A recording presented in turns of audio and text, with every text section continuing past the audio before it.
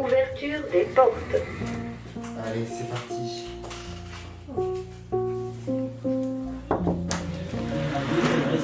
Coucou.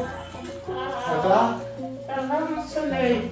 Bonjour et bienvenue dans le podcast Aimer soigner. Ils sont très méritants et ils nous apportent énormément. Cet épisode sera consacré au métier de médecin. Nous sommes allés à la rencontre de femmes et d'hommes qui exercent ce métier. Nous les avons rencontrés en EHPAD, en clinique de rééducation, en établissement d'addictologie ou encore en HAD, l'hospitalisation à domicile. C'est à une immersion dans leur univers que nous vous invitons. C'est un état d'esprit médecin. Donc je m'appelle Étienne et j'ai 57 ans. Je m'appelle Nadia, j'ai 54 ans. Donc je suis Audrey, j'ai 41 ans. Sylvain, je suis médecin praticien d'HAD.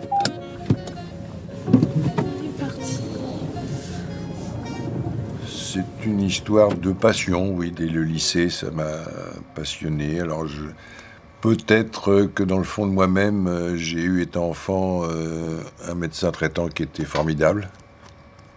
Il avait une présence, un charisme, enfin, c'était quelqu'un de formidable. Sans doute, ça a peut-être déclenché ma vocation. Je ne sais pas. En terminale, j'ai longuement hésité. Je me suis dit que peut-être ça allait être trop long, trop difficile. Faut que j'essaie, faut que je tente, sinon j'aurai un regret toute ma vie. Et je crois que j'ai bien fait. C'était déjà un terrain familial, un papa médecin qui était allé dans 150 pays. Derrière, ce qui était extraordinaire, c'était la possibilité de prendre un métier qui me permette de voyager, d'aller n'importe où dans le monde et de pouvoir offrir quelque chose. C'est vrai que quand on veut être soignant, c'est qu'on a une histoire. Et souvent, c'est une histoire familiale. Dans les années 90, j'étais jeune et mon grand-père avait la maladie d'Alzheimer. On nous l'a annoncé comme ça, brut de décoffrage. Et puis on nous a laissé vivre la maladie. On l'a gardé à domicile jusqu'à son dernier jour. Et là, dans ma tête d'adolescent, je me suis dit, plus jamais ça. Il faut que j'arrive à soigner cette maladie. Il faut que j'arrive à soigner ces patients et que j'arrive à aider ces familles en détresse. J'ai toujours voulu être médecin. J'avais une vocation de médecin généraliste de campagne. Voilà. Et je me suis presque installée et puis malheureusement ou heureusement, j'ai rencontré mon mari qui n'était pas tout à fait d'accord avec des horaires extrêmement extensibles. Et donc du coup, je suis passée à une activité qui n'était pas salariée au départ, en soins de suite et de réadaptation. Donc voilà, une culture justement du travail en équipe que j'ai toujours eue. Pardon, excusez-moi. Oui, allô ? Oui, bonjour. Quand je me suis installée en janvier 2011, j'ai commencé rapidement à avoir des patients en EHPAD. Et pour moi, c'était une bouffée d'oxygène parce que je travaillais seule en médecine libérale. Et donc, le plaisir de travailler avec des infirmières en groupe, en coordination. Et puis ensuite, avec la difficulté de la prise en charge des personnes âgées, je me suis dit, pourquoi pas tenter la capacité de gériatre pour me spécialiser et pour travailler davantage en maison de retraite. Je suis le médecin de la maison. C'est le docteur. Ah bon? Je suis le docteur de la maison. Bonjour. Comment ça va? J'ai l'impression que ça va. Est-ce que vous voulez qu'on se mette de l'autre côté pour que je vous examine? C'est-à-dire que vous m'examiniez déshabillé, tout ça? Non, je vais pas vous déshabiller, mais on va discuter un peu. Ah oui, si vous voulez, oui. Allez, venez. Comme ça, en même temps, je regarde comment elle marche. Oui, venez. J'ai fait des stages en réanimation, j'ai fait beaucoup de SAMU, d'intervention SAMU, dans ma fin d'études, disons. Et puis, je me suis installé comme médecin généraliste. Ah oui, je ne vous ai pas donné mon âge, mais je me suis installé en 1989. Voilà, ça donne une petite idée. Seul, j'ai créé un cabinet dans une petite ville, en Normandie. Et au bout de quelques années, j'ai rejoint des collègues pour faire un cabinet de groupe. Et je suis resté 20 ans en Normandie. Là, je me suis réalisé comme médecin de famille. C'est le terme médecin de famille qui veut dire plus de choses que médecin généraliste. Et ensuite, pour des raisons personnelles, je suis venu m'installer dans le sud, où j'ai repris un cabinet d'un médecin de famille qui partait en retraite, qui avait tenu sa boutique tout seul 37 ans. Je crois qu'il ne faut plus travailler comme travaillaient les médecins il y a 50 ans, qui étaient effectivement corvéables à merci. Il ne trouvait aucun successeur, parce que tous les jeunes médecins qui arrivaient, en plus il avait une grosse activité et beaucoup de visites, donc 2 facteurs rédhibitoires pour les nouveaux médecins. Et il a fallu qu'il trouve un ancien comme moi, qui avait déjà 20 ans d'exercice pour reprendre sa patientèle, quoi. J'ai fait ça 8 ans, oui. Et puis quand même une certaine lassitude du rythme de travail, pas du métier mais du rythme de travail, qui a fait que j'ai voulu me diriger vers un poste salarié. Voilà, pour avoir des horaires un peu plus compatibles avec une vie personnelle arrivée à un certain moment de ma vie. D'ailleurs, moi, lorsque je suis parti de Normandie, je n'ai pas pu céder ma patientèle. Je n'ai pas pu, parce que je n'ai trouvé personne. Lorsque j'ai fermé, là, dans le sud, je n'ai pas pu céder ma patientèle. J'étais obligé d'abandonner mes patients. Et quelque part,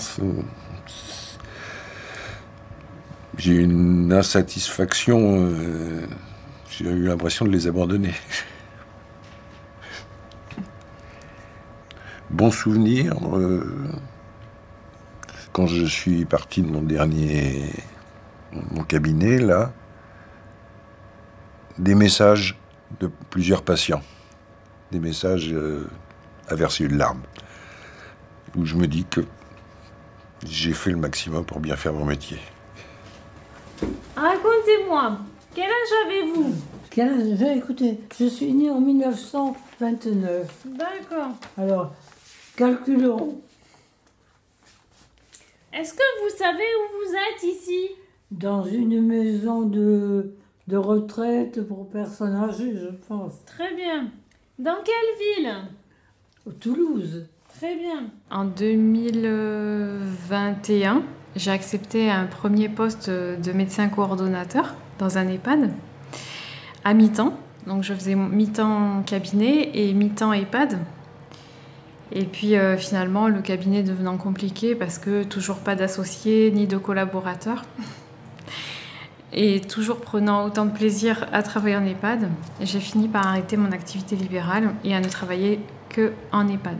Et souvent, quand je remplaçais, les médecins que je remplaçais me disaient « Etienne, tu peux pas ne pas faire payer la personne parce que, si tu veux, après, quand on passe, c'est compliqué. » Je dis « Mais elle avait rien, pourquoi tu veux que je la fasse payer ?» Voilà. Donc c'était compliqué, le libéral, pour moi.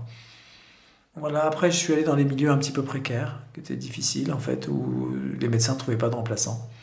Dans le milieu gitan, je travaillais dans certains endroits où c'était un petit peu compliqué, c'est-à-dire que derrière, là, j'ai toujours été sensible aux conditions, en fait, que confère la précarité. Et l'addiction, par rapport aux addictions, on retrouve alors pas forcément la même population, mais à un moment donné dans sa vie, la population peut être très très précaire et sans domicile fixe, voire dans des conditions vraiment de grande vulnérabilité. Et donc offrir un espace pour que ces personnes puissent se réinscrire dans un espace de sens et dans un espace social, c'est intéressant. Et donc derrière, quel étayage on propose pour qu'une personne soit restituée dans un espace social? Ce qu'on retrouve d'ailleurs par rapport à la gériatrie. Je ne me souviens plus du tout. D'accord. J'avoue que j'ai la mémoire qui fuit. Et c'est très désagréable. Eh oui. De ne pas se souvenir. Vous prenez des médicaments? Oui, si je suis ici, sûrement.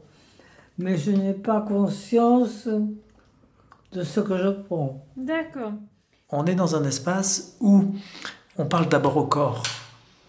C'est le corps qui parle quand la personne rentre. Elle a la difficulté à s'asseoir, la difficulté à se lever, la difficulté à dormir, la difficulté à manger, la difficulté à être avec les autres. Et c'est très somatique, ça. On pourrait dire que l'addiction, c'est un trouble de la relation à l'autre. elle a des difficultés de relation et ça passe pas forcément que par le psychologique, qui est un dépend important de l'accompagnement, mais qui n'est pas le seul. Et c'est pour ça que c'est intéressant de passer par le somatique, de passer par le corps et d'amener les gens d'aller avec, de marcher avec dans la montagne, quoi. Alors, le matin, nous allons passer dans cette zone-là qui s'appelle les gorges du Sec. Donc ce matin, ça va être très encaissé. On va vraiment marcher dans des gorges, donc on n'a pas forcément du soleil pour commencer. C'est un des rares centres en France où on va donner beaucoup d'importance au soma, mais au soma déjà dans sa capacité à être en relation, à développer, à reprendre en fait une forme d'autonomie, une capacité à être, c'est juste extraordinaire, oui, ça c'est extraordinaire. On monte. Si on a un peu de chance, dans cette zone-là, juste avant le refuge, là vous allez voir, on va manger dans cette plaine là où il y a un refuge. On va peut-être voir des marmottes, elles doivent commencer à sortir. Et celui qui dirige sa dynamique de soins, c'est la personne qu'on accueille. C'est pas celui qui nous l'envoie, c'est pas celui qui le reçoit. Nous, on est juste là pour accompagner, dans une forme d'alliance qui s'inscrit dans un continuum pour le patient, ou pas d'ailleurs. Hein. On s'inscrit dans une alliance thérapeutique, c'est-à-dire que les gens ont d'abord vu des équipes avant de venir nous voir. Ils s'inscrivent parfois dans des processus longs de 20-25 ans de suivi, d'accompagnement, pour arriver jusqu'à chez nous, d'où l'intérêt de bien les accueillir. Et derrière, ce qui va être intéressant, c'est que dans notre espace ici, on va essayer de leur permettre de faire des activités physiques. Donc s'ils sont trop shootés, s'ils sont pas bien, ils vont pas pouvoir faire les activités. Donc très rapidement, on va pouvoir les accompagner dans la diminution des traitements psychotropes qui pourraient avoir un impact sur leurs aptitudes cognitives et physiques. Donc on est plutôt dans le sens d'aller vers, de passer par le corps pour aller bien dans la tête en fait. Donc on va essayer de favoriser toute cette émergence de ressources en fait en chacun des patients qu'on va accueillir pour qu'elles puissent profiter pleinement de son séjour à la fois dans la montagne mais aussi avec les autres. Puis comme d'hab, chaussures. Des questions? L'idée c'est qu'on passe ensemble une bonne après-midi, quoi. Bien sûr. Tous les éléments sont là. Il y a beaucoup de dénivelé ou... Oh là là, mon pauvre. Non, c'est... Un des grands plaisirs qu'on a dans la semaine, c'est d'accueillir les nouveaux entrants. On peut avoir 10 à 15 ou 14 personnes qui viennent dans la semaine. Et donc, il faut être vraiment disponible sur un temps de presque 1 heure pour écouter de nombreuses histoires de vie, de multiples histoires de vie. Et déjà, dès les premiers instants, aider la personne à se positionner, non pas en faisant la sommité de tout ce qu'elle a perdu, mais en l'aidant à prendre conscience de tout ce qu'elle a vécu et de tout ce dont elle est riche. Et c'est juste ça, peut-être, le travail que je fais. C'est juste ça. Et puis, il y a ce temps, ce qu'on appelle d'accueil des malportants, c'est-à-dire dès le matin, d'accueillir en fait ceux qui vont devoir partir en randonnée ou partir dans un espace de groupe en montagne et qui peuvent être blessés au niveau d'une cheville ou avoir simplement peur de partir, de faire l'activité et d'accompagner cette capacité à être en fait dans l'action et dans le groupe et dans la relation à l'autre. Voilà. Il y a un médecin très, très aguerri en fait, qui était au centre de Marmottan et qui disait que le plus important dans l'addiction, enfin dans son métier, c'était la rencontre. Et donc dans une rencontre, il n'y a pas forcément un soignant, un soigné, mais bien une rencontre, un espace qui permet la rencontre et d'accepter à travers cette rencontre d'être transformé par le regard ou par la parole de l'autre, c'est quand même quelque chose d'extraordinaire et c'est dans les deux sens.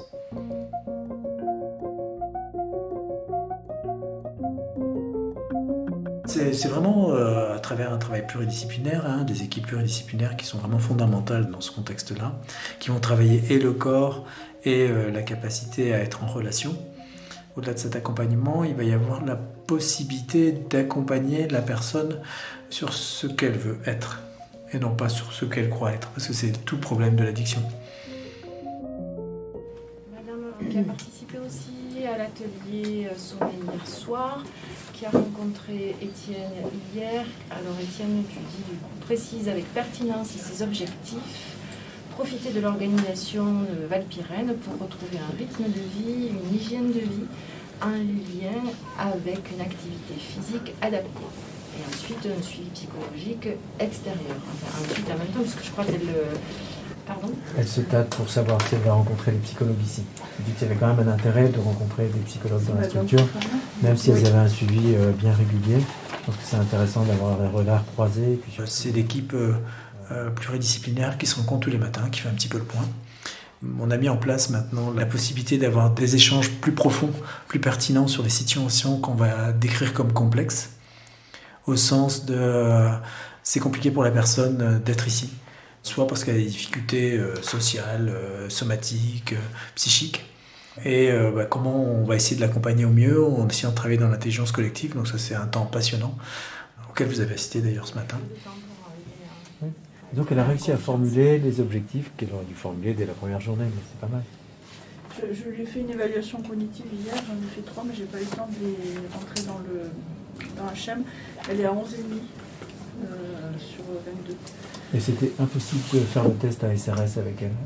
Elle ne répond à aucune question, elle n'y arrive pas. Mais en fait, la mémoire immédiate, l'attention, ça fluctue.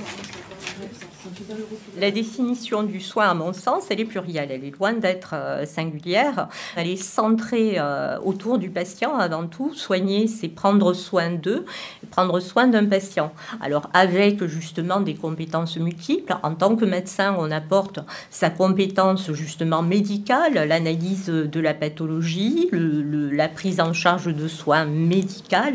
Et puis, c'est prendre soin au sens noble du terme, c'est-à-dire vraiment dans accompagner la personne dans sa prise en charge avec un objectif. Et on évoque justement d'emblée, en arrivant, son retour à la maison, parce qu'il va rester en moyen séjour un certain séjour, 3-4 semaines. Et qu'est-ce qui va se passer? Donc on évoque les différents temps. Traitement psy. Je sais pas, il faut essayer de l'appeler peut-être. Oui, Cathy, est-ce que tu peux demander au docteur de monter en réunion, s'il te plaît? Merci. Il faudrait voir pour lui mettre des compléments déjà aussi. Il me semble qu'elle en a un. Elle en a pas. Elle en a pas. Il faut se méfier sur les chutes aussi, parce que la dernière fois qu'elle essayé, elle était tombée quand même. Alors, mais elle peut pas se relever toute seule quand même. Moi, ça m'étonnerait qu'elle arrive à se relever toute seule quand même. À chaque fois que moi me demande sa chambre, mais sa chambre c'est très bien roulé. Bien sûr. Donc en fait c'est plus des... Je sais pas par quoi on peut passer. On parlait de madame qui penche à droite, voilà, qui dit qu'elle tombe la nuit, on sait pas si c'est faux ou pas, on la retrouve pas en tout cas. Qui a perdu 9 kilos. Qui a perdu 9 kilos. Et voilà, trouble psy derrière. Elle a des demandes souvent quand elle nous voit, elle joue un peu sur l'équilibre. L'équilibre, même s'il n'est pas très bon à la base. Mais elle se plaint sans se plaindre. Est-ce qu'il n'y a pas les troubles psy derrière aussi? On ne sait pas trop quoi. Alors vu le traitement que j'ai lu, il est assez conséquent quand même. Ah, oui. Donc au niveau psy, c'est chargé. Il y a 4 médications. Le trouble psychiatrique, il emporte. Alors je pense que l'équilibre thérapeutique, il est compliqué. Et malheureusement, il s'accompagne de quelques effets.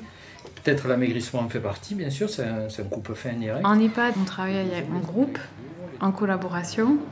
Une décision est rarement prise seule. Il y a des protocoles à respecter, il y a des plans sanitaires à respecter, comme là le plan bleu, le plan canicule. Gérer une équipe,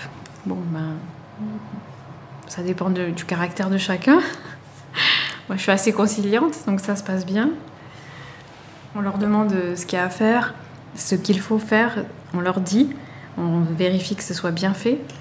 On les forme aussi aux bonnes pratiques, l'hydratation, on leur explique, les contentions. On fait des formations régulièrement pour leur expliquer avantages, inconvénients, risques et bénéfices de chaque chose. Parce qu'un protocole, c'est bien, mais encore faut-il le comprendre pour qu'il soit appliqué. C'est comme quand on prescrit un médicament, si on veut qu'il soit pris, bien on l'explique correctement. Voilà. Je vais faire les prescriptions.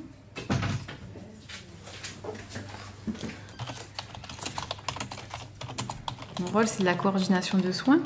Et c'est pas forcément intervenir dès qu'il y a un souci, si ce n'est pas urgent, si ce n'est pas grave. Ça peut attendre le médecin traitant, même si le médecin traitant viendra que 3-4 jours après.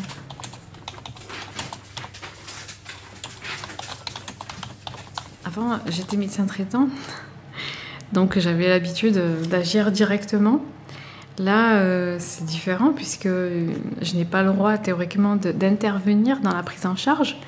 Mais c'est vrai que ça aide mes confrères puisque je suis là sur place, je peux examiner les patients s'il y a un problème.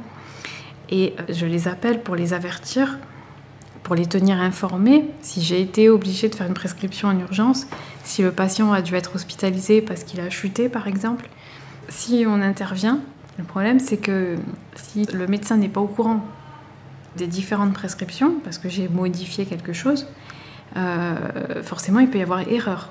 Et je crée un risque iatrogénique. Et ce n'est pas le but.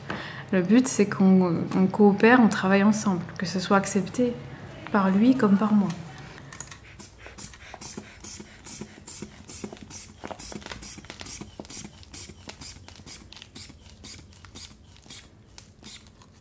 Voilà, ça serre un peu, hein, désolé.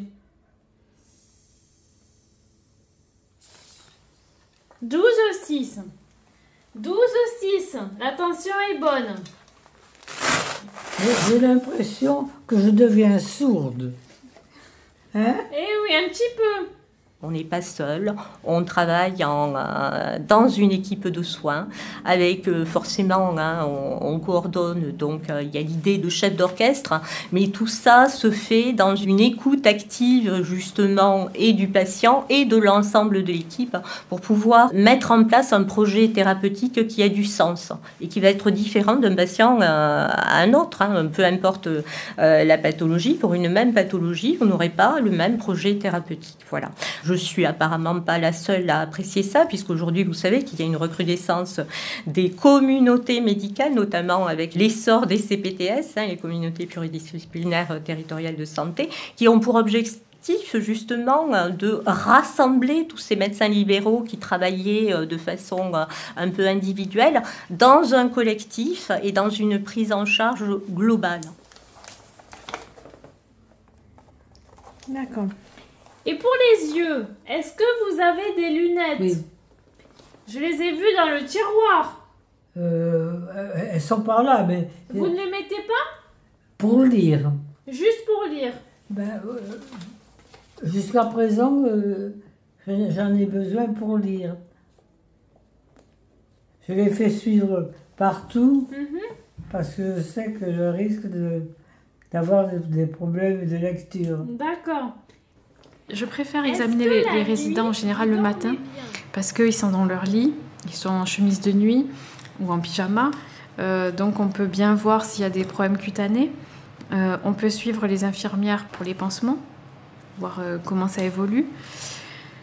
Après, l'après-midi, c'est plus administratif puisque une fois qu'on a vu les résidents le matin, on peut faire les prescriptions, on peut faire du suivi, des évaluations. L'après-midi, il y a des familles aussi qui viennent souvent les voir. Donc, c'est l'occasion d'échanger avec les familles. Parfois, je prends le résident à part l'après-midi dans un petit salon si j'ai envie de l'interroger, de remplir une grille d'évaluation, vous voyez. Mon mari était médecin, mon fils est médecin, mon petit-fils est médecin. C'est bien, une famille de Et médecins. mon grand-père était médecin. Par rapport aux oreilles, est-ce que vous seriez d'accord de voir un spécialiste? Vraiment, je craignais de me cantonner à une seule chose, mais la gériatrie, c'est tellement global, c'est tellement pluridisciplinaire que du coup, on s'ennuie pas.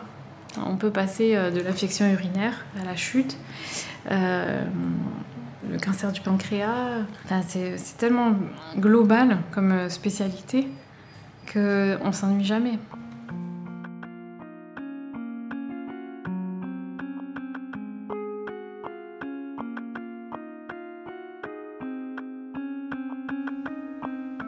J'ai travaillé un certain temps dans le cadre des soins palliatifs et après j'ai été 5 ans médecin coordonnateur d'hospitalisation à domicile. Je suis médecin praticien d'HAD, puisque l'ancien nom de médecin coordonnateur n'existe plus. Nous sommes maintenant médecins praticiens. Ce qui me convient bien, parce que la fonction de coordination est importante, mais nous sommes soignants aussi. Donc, il ne faut pas que ça se résume uniquement à une coordination. J'ai découvert l'HAD par hasard. Bien sûr, je connaissais l'existence de l'HAD. J'avais utilisé en tant que médecin généraliste, mais j'avais une vision totalement erronée du métier. Je pensais que c'était un petit travail tranquille de bureau. Voilà. Et je suis venu ici. Et j'ai découvert un métier qui n'était pas du tout celui auquel je m'attendais. Et puis surtout, ce qui m'a intéressé, c'est de pouvoir travailler en équipe. Voilà. Je me suis toujours senti un peu isolé en tant que généraliste, même en cabinet de groupe. On travaille chacun avec sa patientèle. Et là, j'ai découvert un travail d'équipe avec des métiers différents, mais qui vont tous dans le même sens, dans l'intérêt du patient. On se sent vraiment très utile parce qu'on rend un service que je trouve important aux patients permettant de rester à domicile dans des situations complexes. Même si on leur permet simplement, entre guillemets, de mourir dignement et sans douleur à domicile, je trouve que ça me paraît être une partie de métier de médecin qui est passionnante, quoi. Nous avions une autre réunion en cours. Donc là, comme on est un petit peu en retard, je vais demander à chacun d'être succinct. Alors, c'est une réunion pluriprofessionnelle, c'est-à-dire qu'une fois par semaine, on passe en revue tous les patients entrés dans les 7 jours qui viennent de s'écouler depuis la dernière réunion. Les patients dont l'état s'est modifié de façon importante. Alors là, cette réunion regroupe tous les intervenants, c'est-à-dire les infirmiers, les aides-soignants, la psychologue, l'assistante sociale, que j'oublie personne pour ne pas vexer, l'ergothérapeute et le médecin et la cadre. Voilà, toutes les professions sont représentées, mais nous avons tous les matins un petit staff avec les infirmiers qui ont fait l'astreinte de la veille et tout ça, où on repasse en revue tout ce qui s'est passé pendant la nuit. Excuse-moi, Nadège. Bon, alors madame, c'est une prise en charge d'accompagnement système de vie. Il y a les IDEL qui interviennent. Là, le problème qu'il y a, c'est qu'on la retrouve de plus en plus souvent au sol. Et elle a chuté, elle était sur le palier de sa porte. D'accord. Voilà, donc je pense que le maintien à domicile va être de plus en plus compliqué. C'est une dame qui est seule chez elle. Oui, c'est ça.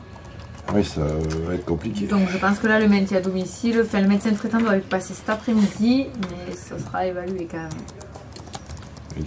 Bon, donc maintien à Il faudrait domicile. peut-être que le médecin traitant, il évalue sa capacité cognitive aussi, parce qu'elle est rentrée à la maison parce qu'elle le voulait, mais parce qu'elle a quand même 4 heures d'auxiliaire de vie par jour, et même là, on la retrouve au sol, donc, Oui. et elle n'aura pas plus. Hein. Non, d'accord. Et c'est une dame qui était en pleine autonomie jusqu'à 97 ans, et à la suite d'une pathologie.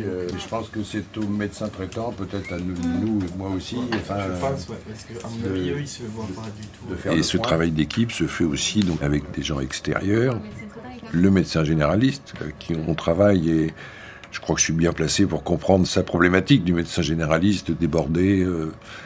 On n'est pas là pour les remplacer, on est là pour les aider et apporter des soins techniques, un environnement global, psychologue, l'assistante sociale, l'ergothérapeute, les aides techniques de type hospitalier, quoi. Il faut gérer les infirmières, les médecins traitants, les spécialistes, obtenir les comptes rendus. C'est pas toujours simple. Gérer les soins de nursing, l'organisation.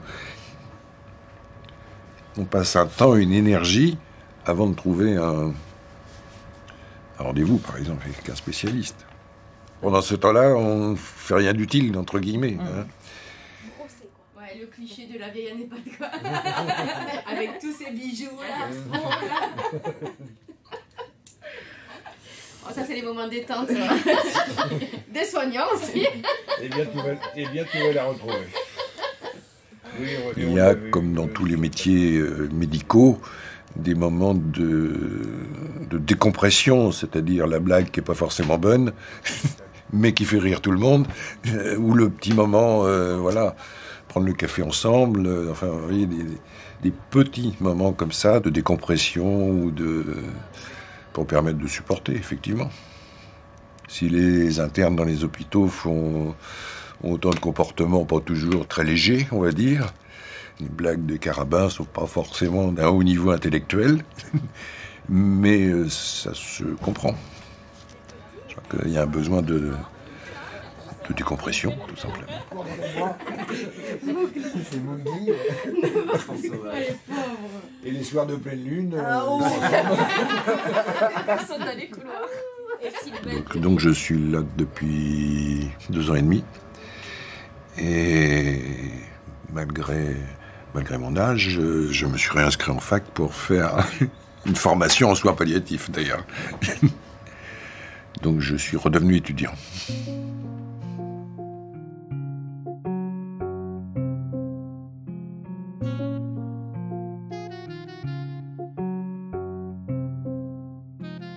Mauvais souvenir, oui, j'en ai un en tête qui me hante depuis longtemps. J'étais donc en fin d'études et je faisais du SAMU, quoi. On intervenait avec les pompiers en SAMU. Je vois très bien le lieu.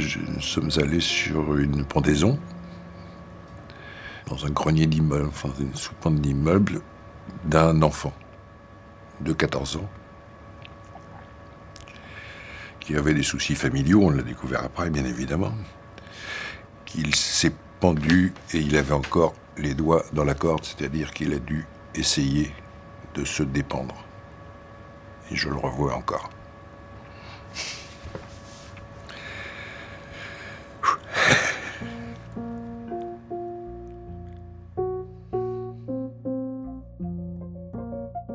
C'était le métier de médecin, avec Étienne, médecin dans une clinique d'addictologie, Nadia, médecin dans une clinique de rééducation, Sylvain, médecin dans un service d'hospitalisation à domicile, et Audrey, médecin coordonnateur dans un EHPAD. Un grand merci à toutes les personnes, soignants et soignés, qui nous ont accueillis et permis d'enregistrer leur quotidien. Alors c'était en gériatrie, c'était un petit bout de femme extraordinaire qui venait en raison d'une dégénérescence maculaire liée à l'âge et donc d'une image projetée qu'elle avait dans son cerveau. Elle avait tout cassé, elle avait cassé tous les tableaux qui étaient devant sa chambre en fait. Et quand je suis venu la voir, elle a posé ses mains sur mon visage et cette façon qu'elle avait de toucher mon visage était d'ordre extraordinaire, d'une douceur, d'une bonté inouïe qui m'a en effet transformé, qui m'a en effet ému au plus profond. Aimer soigner, un podcast de la Fondation Clariane et de partage de voix. Réalisation, Sophie Pillot, Agnès Maton. Musique, Basile Mandigral. Retrouvez toute la série sur le site de la Fondation et sur vos plateformes d'écoute de podcasts habituelles.